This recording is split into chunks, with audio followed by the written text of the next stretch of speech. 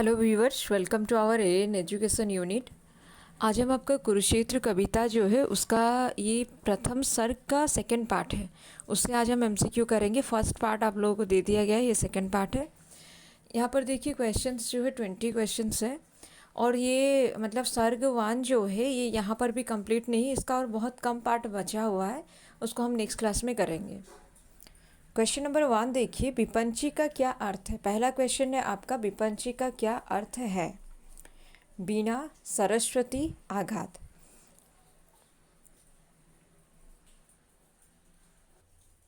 देखिए कुरुक्षेत्र कविता जो है इसको अगर आप देखिएगा ये महाभारत के शांति पर्व पर आधारित है और ये इसमें अगर हम देखेंगे तो पास्ट में जो युद्ध हुआ है उसको समझाते हुए, उसका परिणाम को दर्शाते हुए वर्तमान जो युद्ध हो रहा है उसके साथ उसको मतलब एक तरह से कंपेयर करके बताया गया है, या फिर हम कह सकते हैं कि परिणाम को दर्शाया गया है कि ये बताया जा रहा है कि पहले भी युद्ध हुआ है और उसका परिणाम कुछ इस तरह से है और अब भी देखिए लोगों में कोई परिवर्तन नहीं है, अब भी युद्ध हो रहा है। ठीक है, तो यहाँ पर देखिए 1 नंबर क्वेश्चन में जो विपंची का अर्थ दिया गया है इसके लिए 3 ऑप्शंस था, बीना, सरस्वती, आघात। इसका सही ऑप्शन होगा ए, बीना। ये देखिए उस समय के बारे में बोला गया है।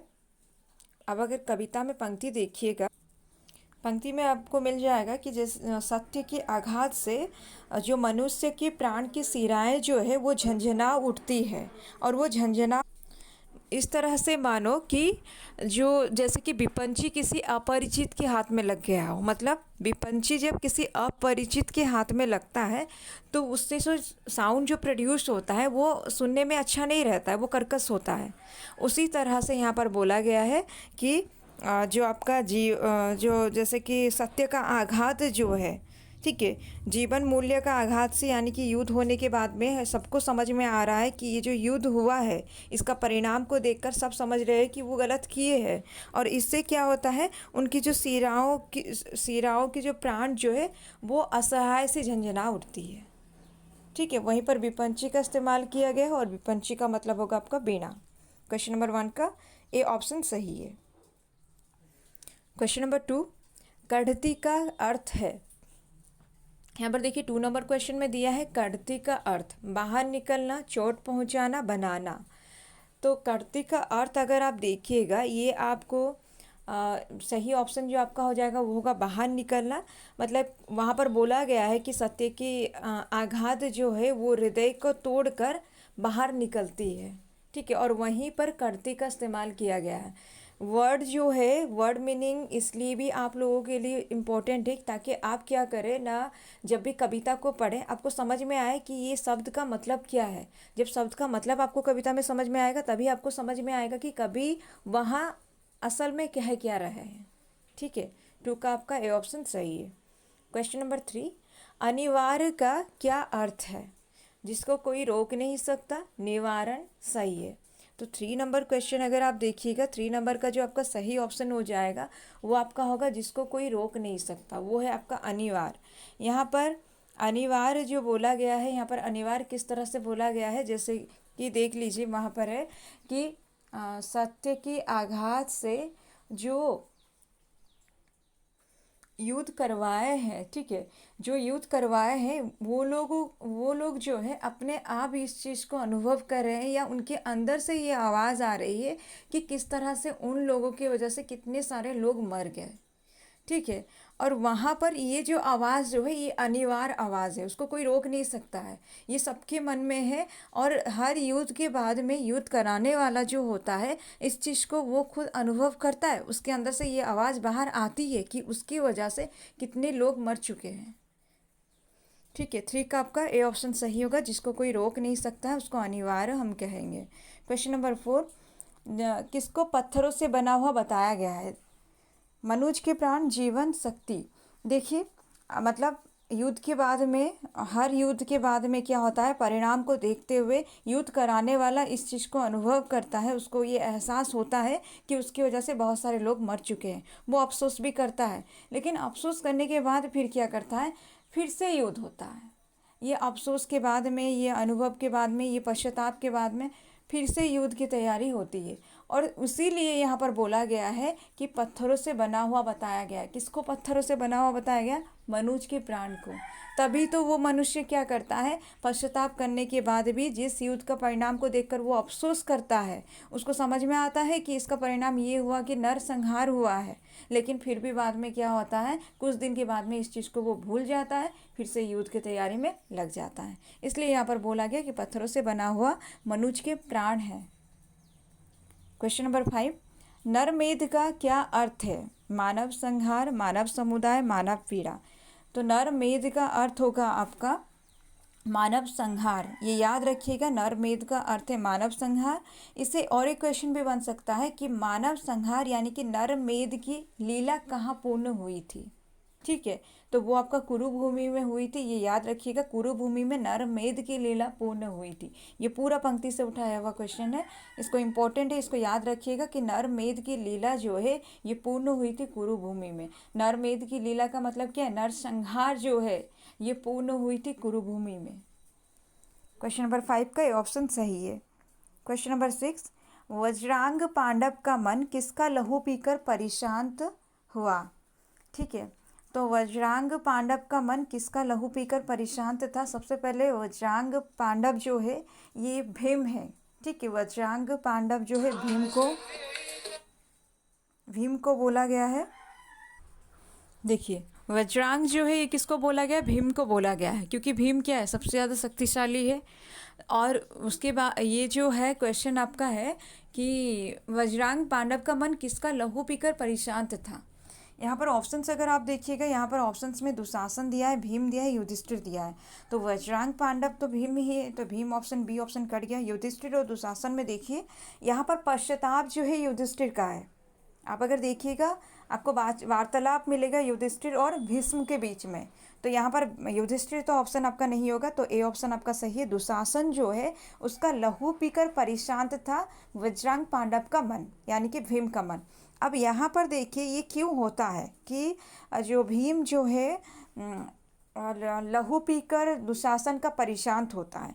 ये शुरू कहाँ से हुआ है? कुछ इस तरह से था जैसे कि युधिष्ठिर जो है अपने सभी भाइयों समेत द्रौपदी को हार जाता है जुआ में, और तब क्या होता है, दुशासन द्वारा जो है द्रौपदी का शिखा को खींचकर दुशासन लाता है और उसको निर्वस्त्र करने का भी कोशिश करता है। और वहीं से क्या होता है, द्रौपदी बोलती है कि उसका केस को वो जो है तब तक खुला रखेगी जब तक वो दुशासन के लहू से उसको धो नहीं लेती है। और वहीं पर ये भी प्रण लेता है जो भीम प्रण लेता है कि जब तक वो दुशासन का लहू नहीं ले लेता, यानी कि दुशासन से इसका बदला नहीं ले लेता, तब तक जो है वो भी शांत नहीं रहेगा। और इसी से जो है आपका महाभारत शुरू भी होता है। महाभारत का युद्ध जो है यहीं से शुरू होता है। और यहीं से हम लोग को ये भी पता चलता है कि द्रौपदी जो है ये क्या करती है ना, 13 साल तक जो है अपना केस को बांधती नहीं है। और इन लोगों को फिर क्या होता है, आगे जो है 13 साल तक निर्वासित भी किया जाता है द्रौपदी और पांडवों को। और यहीं से ये भी जो है आपका जो क्वेश्चन जो आपका जो दिया है परिशांत होता है, इसी वजह से जो है क्या होता है ना, भीम का मन जो है परिशांत होता है लहू पीकर दुशासन का। ठीक है, 6 नंबर क्वेश्चन उम्मीद है आप लोगों को समझ में आया होगा। उसके बाद देखिए क्वेश्चन नंबर 7, वज्रांग किसको बोला गया? भीम, युधिष्ठिर, भीष्म। तो ये तीनों में से आप लोगों को पता है, मैं अभी अभी इसका आंसर बताई। 7 का आंसर आप लोग मुझे बताइएगा कि कौन सा ऑप्शन सही होगा। क्वेश्चन नंबर 8, व्रत मुक्त केशी किसको बोला गया? द्रौपदी, पांडवों की माँ गांधारी। तो देखिए 8 नंबर क्वेश्चन अगर आप देखिएगा, 8 नंबर का ए ऑप्शन सही होगा। व्रत मुक्त केशी बोला गया है द्रौपदी को। ठीक है, द्रौपदी के बारे में तो सबको याद होगा कि ये पांचाल देश का जो राजा थे, द्रौपद की पुत्री थी। और इसके साथ साथ इसका ये जो है 5 पांडवों की पत्नी थी। ठीक है, द्रौपदी के बारे में अगर आप देखिएगा, उसके पति अगर आप सही में देखिएगा तो युधिष्ठिर थे। लेकिन युधिष्ठिर जब द्रौपदी को लेकर आते हैं तो वो अपनी माँ कुंती से कहते हैं कि मैं क्या लेकर आया हूँ देखो, और वो बिना देखे ही बोल देती है जो भी लेकर आए हो वो सब 5 भाई आपस में समान रूप से बांट लो। तो इस तरह से वो क्या है ना, एक युधिष्ठिर की पत्नी के साथ साथ सबकी पत्नी बन जाती है, पांचों भाइयों की पत्नी बनती है। क्वेश्चन नंबर 9 देखिए, द्रौपदी के केस कितने साल से खुले थे? 12, 13, फिर से और एक ऑप्शन 12 आ गया है, तो 9 नंबर का बी ऑप्शन आपका सही होगा। द्रौपदी के केस जो है 13 साल से खुले थे। क्वेश्चन नंबर 10, पविकाय का क्या अर्थ है? वज्र के समान शरीर, पवित्र, प्रिय। तो 10 नंबर क्वेश्चन अगर आप देखिएगा, पविकाय का अर्थ होगा वज्र के समान शरीर, यानी कि यहाँ पर इंडिकेशन जो है भीम के तरफ है। क्वेश्चन नंबर 11, पविकाय किसको बोला गया है? बहुत ही इजी क्वेश्चन है, दुशासन, भीम, युधिष्ठिर में से भीम ऑप्शन आपका सही है। पविकाय भीम को बोला गया है। क्वेश्चन नंबर 12, किसके शीश की मणि छीन ली गई थी? देखिए यहाँ पर ऑप्शंस में से अगर आप देखिएगा, भीम, दुर्योधन, द्रोणसूत।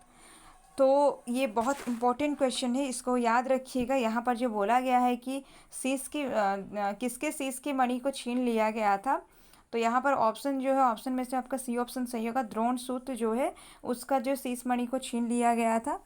यहाँ पर याद रखिए आप लोग कि दुर्योधन जो है, जब दुर्योधन को तो सबसे पहले दुर्योधन को ये अभिशाप मिला था, मतलब एक महर्षि थे और महर्षि कुछ बोल रहे थे दुर्योधन को, और उसी समय दुर्योधन क्या करता है, अपने हाथ से अपने जांघ पर पीटता है। तो इस चीज़ से उनको, महर्षि को बुरा लगता है। तभी वो बोलते हैं कि तुम्हारा इसी अंश पर शरीर का जो है कोई एक शक्तिशाली, वो जब अपने जांघ पर हाथ ठोकता है ना, तभी उसके जो ये जो मतलब क्रोधित स्वभाव को देखकर महर्षि को क्रोध आ जाता है, और वो उसको जो है श्राप देते हैं, बोलते हैं कि तू मेरा जो तिरस्कार करता है और मेरी जो बात को जो ध्यान से सुन नहीं रहा है, कि तुम्हारे साथ इसी अंश पर तुम्हारा शरीर का क्या होगा ना, कोई तुमको वही हिस्सा को तुम्हारा तोड़कर तुमको मारेगा। यानी कि वो कौन था, शक्तिशाली कोई ऐसा करेगा, तो शक्तिशाली वो कौन था, भीम के बारे में वो बोलते हैं कि भीम ही तुम्हारा जो है शरीर का उसी हिस्सा पर जो है उसी हिस्सा को तोड़ेगा और उसके बाद तुम्हारी मृत्यु होगी। तो यहाँ से उसको श्राप मिला था। और यहाँ पर देखिए, दुर्योधन को जब भीम मारता है और जब वो मरने की अंतिम स्थिति में होता है, तब क्या करता है, ये जो द्रोणसूत जो अश्वत्थामा जो है उसको बोलता है कि तुम अभी मरो मत, तुम जो मतलब क्या है, मृत्यु को पास रहने पर भी उसको जो है वो दिलासा देकर जाता है और बोलता है मैं 5 पांडव को मार कर आता हूँ, तुम जीवित रहो तब तक। और वो जाकर जब 5 पांडव को मारता है, तब पांडवों का वहाँ पर क्या है, कैसा माहौल होता है, जश्न का माहौल होता है। और इसको समझ में नहीं आता है कि वो जो 5 पांडव जो है, वो 5 पांडव है, मतलब भीम, युधिष्ठिर वगैरह है, या फिर उनके बच्चे हैं। वो जाता है उन लोगों को मार के आता है। मार के आने के बाद पता चलता है कि वो लोग जो है 5 पांडवों के बच्चे हैं। और वहीं से उसी चीज़ का बदला लेता है कौन, भीम लेता है। किस तरह से बदला लेता है ना, उसका शीश मणि जो है उसको जो है छीन लेता है उससे। क्वेश्चन नंबर 12 जो है आपका, इसका ए ऑप्शन सही है। क्वेश्चन नंबर 13, द्रोणसूत कौन है? अश्वत्थामा, भीम, युधिष्ठिर। तो द्रोणसूत जो है, ये मैं अभी अभी बताई कि द्रोणसूत कौन है, इसका आंसर भी आप लोग मुझे बताइए 13 का कौन सा ऑप्शन सही है।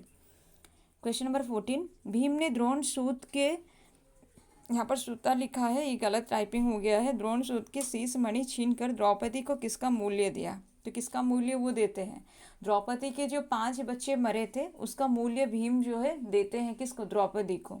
तो द्रौपदी के 5 नन्हे बालक का मूल्य, कुंती के 5 नन्हे बालक का मूल्य, भीम के 5 भाइयों का मूल्य। देखिए, भीम के 5 भाइयों का मूल्य मतलब ये पांचों भाई युधिष्ठिर, भीम वगैरह हो जाएंगे। कुंती के 5 नन्हे बालक भी वही उन्हीं का अर्थ में जाएगा। लेकिन द्रौपदी के 5 नन्हे बालक का मूल्य जो दिया है, ये आपका सही आंसर है। तो भीम ने द्रोणसूत के शीश मणि छीनकर द्रौपदी को 5 नन्हे बालक का मूल्य दिया। क्वेश्चन नंबर 16, कौरवों का श्राद्ध करने के लिए अंत में कौन रह जाते हैं? एक वृद्धा, एक अंधा, प्रजा और सैन्य शिक्षित वर्ग। तो देखिए, कौरवों का श्राद्ध करने के लिए अंत में एक वृद्धा और एक अंधा ही रह जाता है। अंधा कौन है? अंधा है युधिष्ठिर। और सॉरी, धृतराष्ट्र। और जो आपका वृद्धा जो है वो कौन है? वो है गांधारी। ठीक है, गांधारी और धृतराष्ट्र दोनों के बारे में बोला गया। धृतराष्ट्र की पत्नी है गांधारी, ये दोनों पति पत्नी ही अंत में रह जाते हैं। और ये क्या कर मतलब यहाँ पर क्वेश्चन जो दिया है उसके अकॉर्डिंग अगर देखिएगा, कौरवों का श्राद्ध करने के लिए अंत में सिर्फ ये दोनों ही बचते हैं, गांधारी और धृतराष्ट्र। क्वेश्चन नंबर 17, निनाद ध्वनि पांडवों के शिविर से उठकर कहाँ घूम रहा है? तो निनाद ध्वनि यानी कि खुशी की ध्वनि जो है वो पांडवों के शिविर से उठकर घूम रहा है कहाँ पर? यहाँ पर 3 ऑप्शंस देखिए, कुरुक्षेत्र की मृत्यु भूमि में, शहीदों के घर, पीड़ितों के घर। तो 17 नंबर क्वेश्चन अगर आप देखिएगा इसका ये ऑप्शन सही होगा, निनाद ध्वनि पांडवों के शिविर से उठकर कुरुक्षेत्र की मृत्यु भूमि में घूम रहा है। ठीक है, 17 का ये ऑप्शन सही है। क्वेश्चन नंबर 18, साल्ता का अर्थ है, ठीक है, साल्ता का अर्थ है पीड़ा देने वाला, पीड़ा कम करने वाला, पीड़ा। तो 18 नंबर क्वेश्चन अगर आप देखिएगा ये बहुत इंपॉर्टेंट क्वेश्चन है। ये वर्ड का मीनिंग अगर आपको पता नहीं होगा, वो वाला लाइन आपको बिल्कुल समझ में नहीं आएगा। तो इसका सही ऑप्शन जो है वो आपका होगा पीड़ा देने वाला। साल्ता मतलब पीड़ा देने वाला। पंक्ति में देखिएगा एक स्टैंजा का लास्ट लाइन में ये दिया है कि साल्ता यानी कि जो पीड़ा देने वाले थे वो सब मर चुके हैं। जो भी करवाया गया, जो भी युद्ध कराए हैं उनको जो भी पीड़ा दे रहे थे, जो उनको पीड़ा दे रहे थे उन लोगों की मृत्यु हो चुकी है, ये दिया गया है वहाँ पर। तो साल्ता मतलब पीड़ा देने वाला। क्वेश्चन नंबर 19, उल्लास जड़ समुदाय में रो रहा एक पुरुष कौन? अब यहाँ पर जो रो रहा है एक पुरुष, तो वो आपका अगर इतिहास के अध्याय पर कौन रो रहा है देता है तो वो सत्य होगा। अगर युधिष्ठिर वहाँ पर ऑप्शन में नहीं है, युधिष्ठिर ऑप्शन में नहीं होगा, क्योंकि युधिष्ठिर अगर ऑप्शन में होता भी है तो सत्य ही आंसर बनेगा, लेकिन काफ़ी कंफ्यूजिंग वो क्वेश्चन हो जाएगा। बाकी यहाँ पर देखिए उल्लास जड़ समुदाय में रो रहा एक पुरुष, यहाँ पर पुरुष का वर्णन किया गया है। तो यहाँ पर जो तीनों ऑप्शन में से अगर आप देखिएगा युधिष्ठिर, भीम, भीष्म में से ए ऑप्शन सही होगा युधिष्ठिर। लेकिन इतिहास के अध्याय पर कौन रो रहा है अगर दे तो सत्य रो रहा है। ये पंक्ति में क्लियर मेंशन है, आप लोग अच्छे से देखिएगा उसको। तो 19 का ये ऑप्शन सही है कि उल्लास जड़ समुदाय में रो रहा है एक पुरुष और वो पुरुष है युधिष्ठिर। क्वेश्चन नंबर 20, हर्ष का स्वर किनका व्यंग है? जीवितों का व्यंग, शहीदों का व्यंग, मृतकों का व्यंग। तो हर्ष का स्वर जो है ये जीवितों का व्यंग है। ये हर्ष का स्वर का वर्णन 2 बार आपको मिलेगा। पहला वर्णन में आपको इसका आंसर नहीं मिलेगा, सेकंड वर्णन में आप देखिएगा वहाँ पर दिया है कि हर्ष का स्वर जो है ये जीवितों का व्यंग है। 20 का ए ऑप्शन सही है। उम्मीद है आप लोगों को समझ में आएगा, सारा क्वेश्चंस आप लोग समझ गए होंगे। और इस तरह से मैं एक्सप्लेन कर रही हूँ कि ताकि अगर आप लोगों का पहला सर्ग तो आप लोगों को समझाया गया है, अगर पहला सर्ग में भी अगर आप लोगों को कहीं पर डाउट होगा, वो ये क्वेश्चंस को जब हम समझा रहे हैं उस समय आप लोगों का डाउट जो है सॉल्व हो जाएगा। पढ़ते रहिए, मेहनत कीजिए, टाइम बहुत कम है और ये टाइम को अगर अभी हम जाने देते हैं तो बाद में हम लोगों को बहुत पछताना पड़ेगा। आप लोग देख सकते हैं कि पोस्ट जो भी कब से निकला हुआ है, लेकिन अभी तक एग्ज़ाम का कुछ ठीक नहीं है कि कब तक एग्ज़ाम होगा। और ये अगर चांस को आप लोग अगर हाथ से जाने देते हैं तो बाद में पता नहीं कब क्या होगा। और अभी जो है करप्शन भी बहुत है, तो मेहनत खूब कीजिए ताकि करप्शन को टक्कर दे पाए, नहीं तो मुश्किल है। अभी के टाइम पर जॉब मिलना बहुत मुश्किल है।